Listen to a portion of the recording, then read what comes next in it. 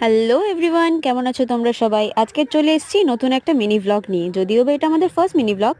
এই উইন্টার সিজনে ঘুরতে যেতে কার না ভালো লাগে বলো? আমরাও প্ল্যান করেছিলাম ঘুরতে যাওয়ার। ডিসিশনটা অবশ্য তোমাদের দাদার। যেহেতু ও কোনোদিন ভাগবতপুরের ক্রোকোডাইল প্রজেক্ট দেখেনি, তো ওই বলল যে চলো ভাগবতপুর থেকে ঘুরে আসি।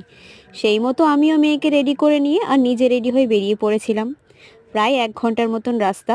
পৌঁছেই প্রথমে টিকিট কেটে নিয়েছিলাম। তারপর দেখলাম সাইডে ছোট ছোট কাপল সিট বেঞ্চ আর নানা রকম গাছপালা দিয়ে সামনেটা সুন্দরভাবে সাজানো। আমরা যখন গেছিলাম সে সময় লোকজন প্রায় ছিল না বললেই চলে। সব মিলিয়ে খুব সুন্দর নির্জন পরিবেশ। তারপরেই চলে গেছিলাম কুমির দর্শনে। অনেক ছোট ছোট কুমিরের বাচ্চা সংরক্ষণ করে রাখা হয়েছিল, আর বড় যে সমস্ত কুমিরগুলো ছিল সেগুলিকে পুকুরে ছেড়ে দেওয়া হয়েছিল।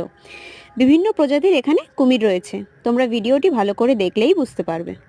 আর আমরা ফার্স্ট টাইম কুমিরগুলোকে এত কাছ থেকে দেখে ভীষণ পরিমাণে এক্সাইটেড হয়ে পড়েছিলাম। এই ভগবতপুরের কাছেই সুন্দরবন আছে। সুন্দরবনের প্রখ্যাত গাছ যেমন সুন্দরী, গরান ইত্যাদি গাছও ছিল। জায়গাটি সৌন্দর্য বাড়িয়ে তোলার জন্য নানা রকমারি ফুলের বাগান ছিল। লোকমুখে শুনেছি এখানে আগে হরিণেরও নাকি দেখা মিলত। এই প্রাকৃতিক সৌন্দর্য উপভোগ করে আমরা বাড়ির উদ্দেশ্যে রওনা দিই।